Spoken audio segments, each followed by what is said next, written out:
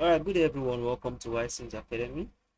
Okay, so we are going to continue with the Aspen Plus process simulation training. And in this module, we are going to be looking at palm kernel gasification. All right, still under this 2.3. So this is palm kernel gasification. So what's gasification? Let's get to understand that. All right, so gasification is a technology that converts materials containing carbon, such as coal, biomass, and waste, into synthetic gas. All right, so basically, any carbonaceous material, it's been converted to synthetic gas. So it's the idea of producing, most time it's basically the production of hydrogen. Actually, it's based on production of hydrogen.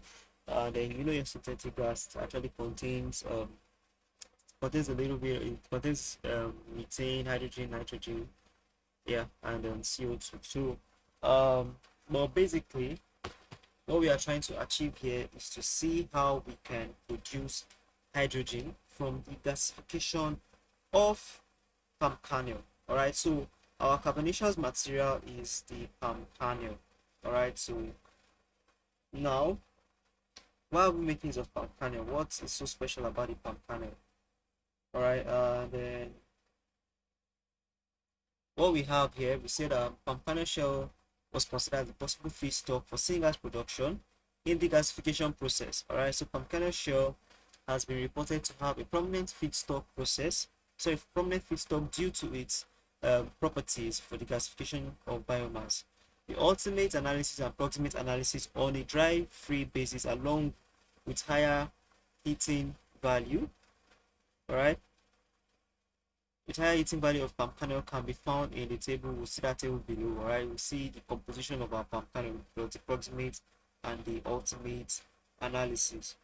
All right, so basically, what we are trying to achieve here, all right, what we're trying to achieve here is to see how we can get our um, hydrogen from this. All right, and then these are the properties of palm kernel. We still have that of coconut, sugarcane, and then fruit punch. All right, but basically our main focus is on the palm kernel. All right, so the world now is going towards the green energy. So when you're going towards green energy, most times you tend to, this is also another way of producing hydrogen to help to bring that bring about the green energy. Right, so um let's say our process description. So what do we have here? We have the palm kernel shell is a feedstock, and we're making use of the mass flow rate. This is the weight per dry basis, so that's the weight percent dry basis. Alright, so it's regarded as a non-conventional component fed at 10 kilogram per hour and defined as a heterogeneous solid in Aspen Plus. Okay, so Aspen Plus incorporates the R-Yield reactor to decompose it into elementary conventional components. All right, so we're going to be decomposing the palm kernel first into its element before we now go into the gasification, which is the use of the R-Gibbs reactor to perform the decomposition and gasification for the palm kernel shell. All right, with the assumption of this reaction following the Gibbs free energy minimization calculation. So our Gibbs reactor uses the Gibbs free energy minimization calculation to solve this particular problem for us to do the gasification process. All right, so before we go further, let's just go and set up our Aspen Plus program. So let's set up the simulation. So basically, the first component we have with us, what do we have? Let's get our component right. Components we're given. All right, so come back to this table one. Let's set up where's our component. So we have the biomass, which is the palm kernel shell. We have hydrogen and we have carbon solid. So let me quickly add these three.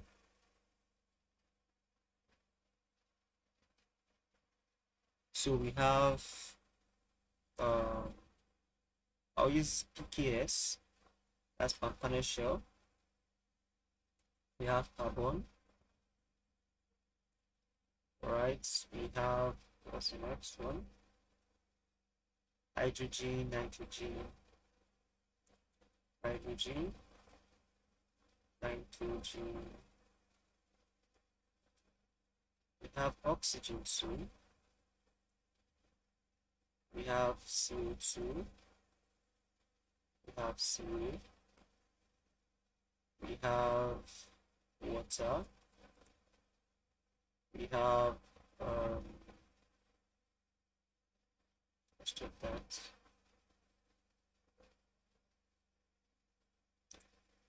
sulfur, so we have the sulfur,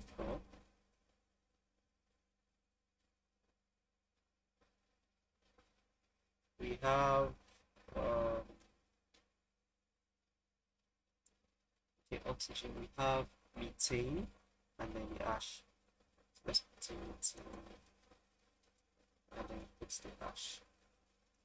All right, so basically your KPS is, sorry, PSK, PKS is non-conventional, and then your ash is also non-conventional.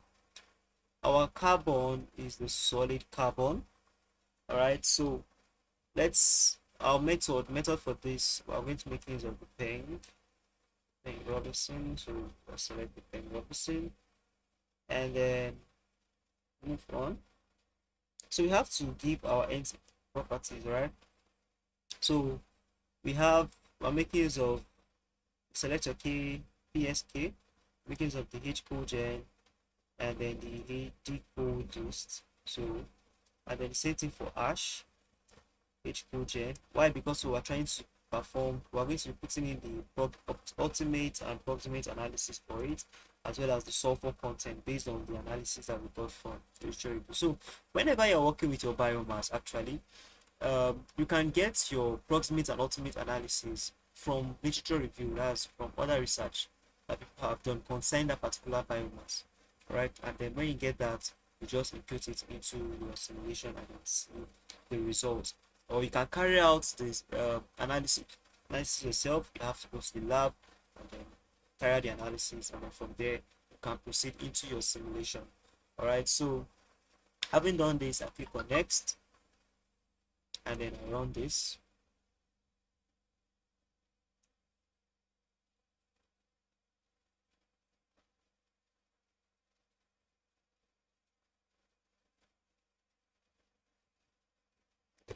All right, so results are available, or results are available. So let's move on. Uh, let's move on. So we go to the simulation environment. So let us set up our biomass. Let's set up the PKS first. Okay, so before we go further, let me quickly show you something.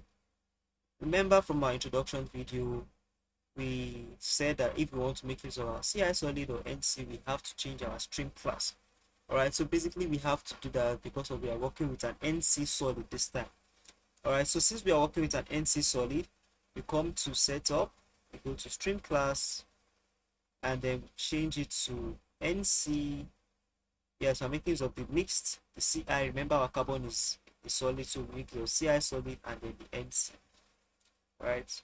Remember, this doesn't have the PSD, so I'm not making use of the PSD. Let's say there's a PSD, then we make use of the PSD. All right, so let's go back to stream one. So the feed for stream one, we have, that's for your panel shell. This is it. We have 10 kilogram per hour, temperature 25, pressure is 1 atm, mass fraction 1. So since we are, remember your PKS is a non-conventional solid, and that's what we're trying to define, which is the biomass. So we change this, let's change the mass fraction to 1, give this 1. We put in the temperature 25, and then we put in the pressure 1 atm. And then our flow rate is 10 kilogram per hour. All right, so moving on, we come to the component attribute. And then for the PSK now, we need to define the moisture content, the FC. Remember this whole stream, now we're saying this whole stream is the PSK stream. It's just the convention. That's why we didn't give this anything. And we need to check it's just the PSK that came out. So let's give the moisture content, and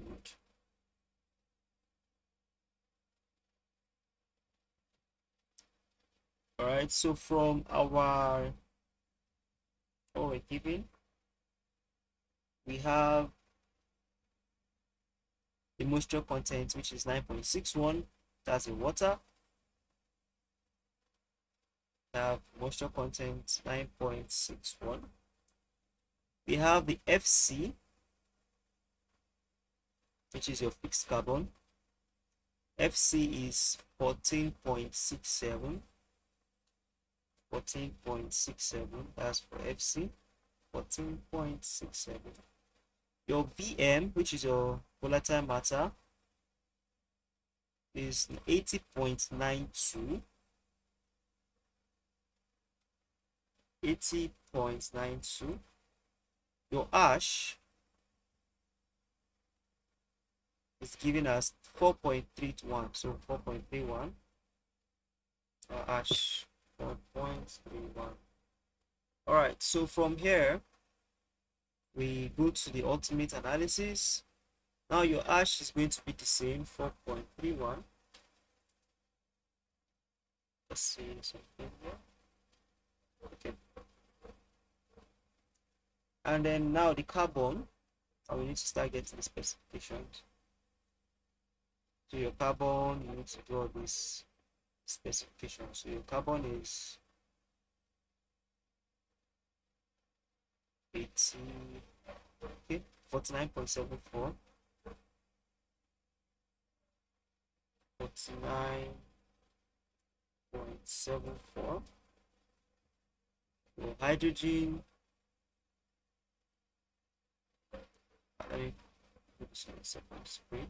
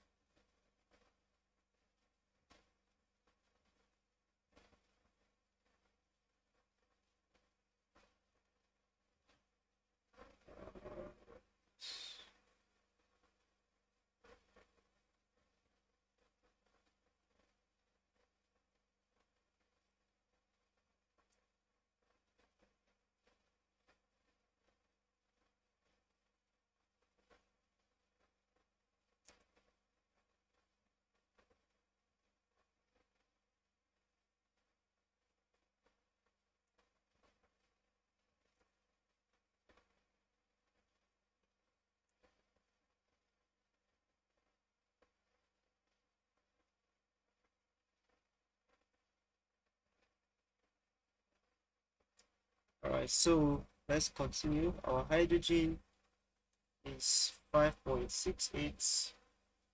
The nitrogen is 1.02. There is no chlorine, so we go to sulfur. Sulfur is 0.27, and then the oxygen is 43.36. All right, let's quickly compare the values we are having.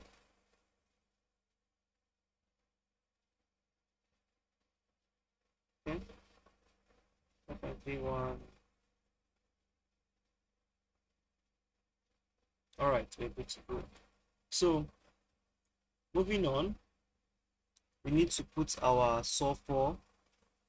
Okay, so for sulfur, usually your sulfur has to be the same with the total value of the sulfur has to be the same with the total value of the sulfur you have in your ultimate analysis. So that's 0.27.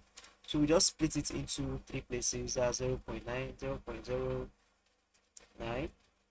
0.09, 0.09. So by the time you add this together, it will have 0.27. So moving on, now our stream is ready. Just need to change the name. Yes. And then bring in my yield reactor. Right, so I'm trying to bring everything to its elemental form. All right, so just do this like this. Okay, so the specifications, let's check the specifications for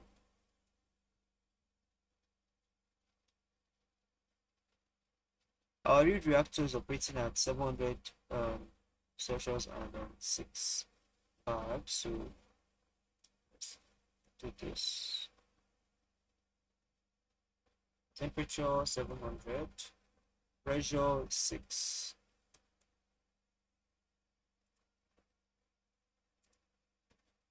Okay, so moving on to your yield. Now for your yield, based on the fact that we're trying to bring this into its elemental component, so that's like we're trying to just bring out the carbon, hydrogen, nitrogen, oxygen, sulfur, and then all that. We're trying to bring it in elemental form. So we have the we have the calculation for that already. We have the calculation for that here. But in order to do this calculation properly, we make use of the formula 1 minus the moisture content, which is your water, 1 minus the moisture content times the fraction of the component. Alright, so times the fraction. So we change all of this, the carbon, the ash, we put it into fraction form. So we divide them by 100. And by the time we do that, we now multiply. That's when we are not able to use this formula. Change to the fraction form first. So it's 1 minus the moisture content, which is this particular one. This is the fraction form of what we had. Remember the initial was 9.61. So by the time we divide it by 100, we're having 0.0961 times the fraction of the component. Right, that's what we use. So make use of Excel, like use Excel to try and do this. You can see 1 minus C8, which is my water.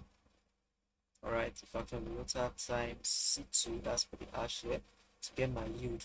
Right, so that's basically what we used for it. Alright,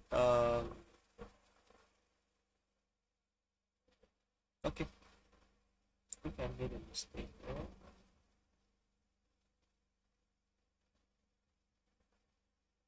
Okay. Alright, so let's move on. Let's move on.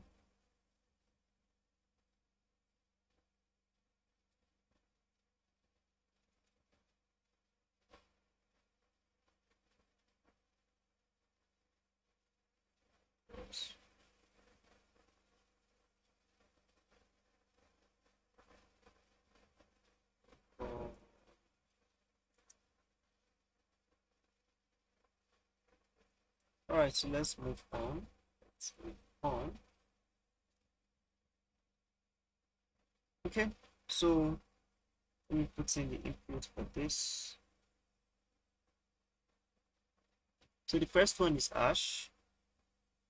So we have ash. Remember, this is mass base. So for ash, I'm just going to copy everything from what we have. So the second one is hydrogen. Then we have carbon solid. Carbon solid. Then we have nitrogen. Then we have oxygen. And then we have sulfur and water. Alright, so I'm just going to copy it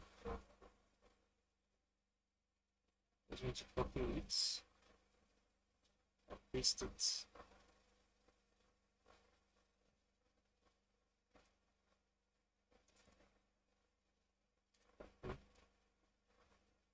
Right, so I change this to mass.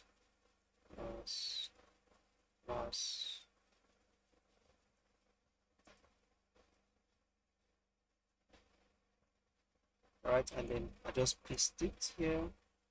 Okay, so your water now, remember your water, you're not going to change your water actually. Remember this, you're not going to use for water, you're not going to use that formula for it. Just put in the fraction of your water for the yield base. All right, so from here we need to put the component attribute for our ash, because our ash is also something that is coming out from the yield reactor, and you know it's also a non-conventional component, so we need to define it properly.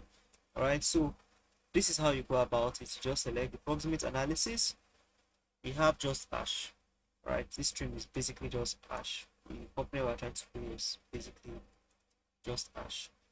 And then for the sulfur content, we don't have anything for the sulfur content, so we make this 0 and every other thing 0. All right, so having done that, you can run this simulation.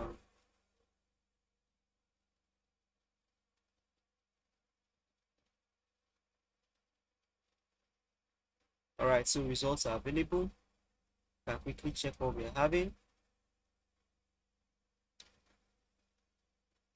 Check the mass flow. So you can see that our PKS has been converted to carbon, hydrogen, nitrogen, oxygen, CO2, sorry, CO, so, water, sulfur, and ash. So basically, we've gotten this already. So the next thing I want to quickly set up is the second feed stream, which is for the water. Now, this water we are using here will just be heating it up, which is going to serve as a heating medium. All right, this is going to be what is heating our as source of heat for the reactors. All right, so I'm going to be using steam. So I need to elevate the temperature of the water.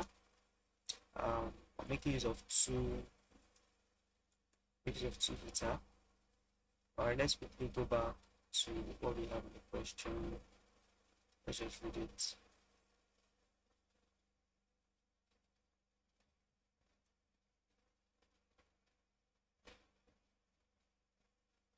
All right, so the step employs the decomposition of the PKS into constituting components, including carbon, hydrogen, oxygen, nitrogen, and sulfur at a specified temperature and pressure, which is what we've done.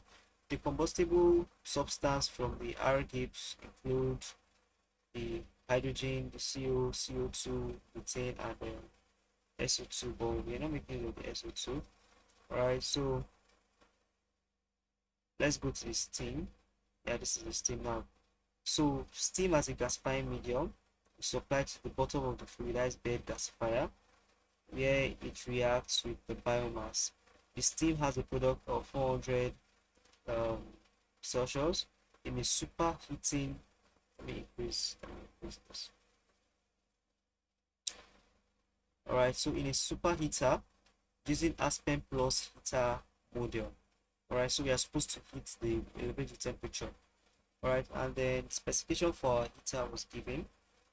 So we have the first one is the boiler, the second one is the superheater. So we first boil the water, then we make use of the superheater for it.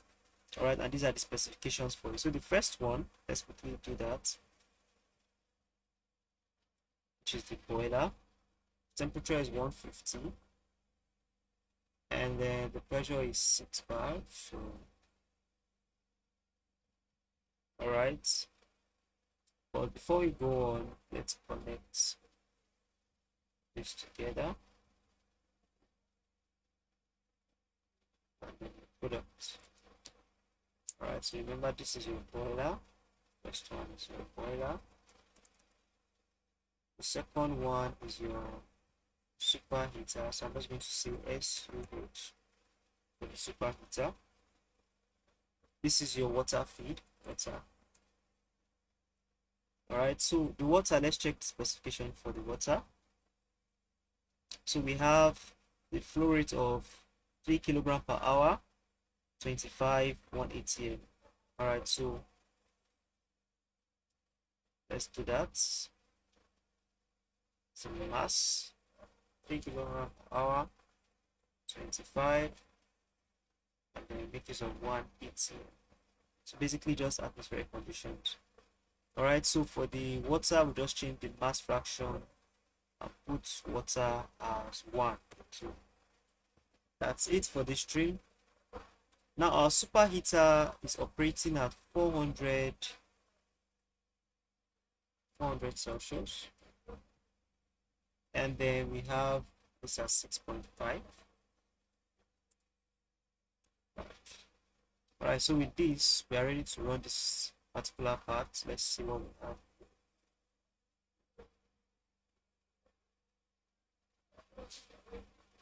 Okay. Alright, so results are available. We're able to hit this up.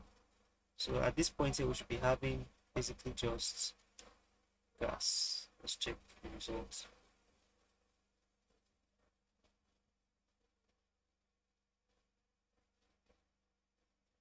So you see the phase is vapor phase, and then this is what we are having. All right, 400. So we are going to stop here for now. In the next video, we'll continue from this point and then run through the gasification and then the separation of some of the gases that we're going to be getting from this. All right, so see you all in the next video.